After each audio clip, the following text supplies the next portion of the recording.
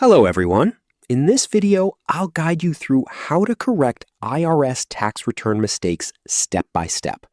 First, identify what needs to be fixed, such as income, filing status, or missing credits, and gather your original tax return along with supporting documents. Next, go to irs.gov and download Form 1040X, which is used for amended returns. Fill in the corrected information carefully, showing both the original amounts and the updated numbers, and explain briefly why you are making the change. If the mistake affects other schedules or forms, attach those as well.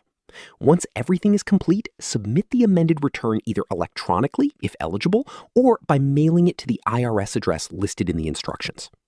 After submission, you can track the status using the IRS Where's My Amended Return tool. Processing may take several weeks, so avoid submitting multiple corrections at once unless necessary. Always double-check your entries to ensure accuracy before sending. Subscribe to the channel for more videos.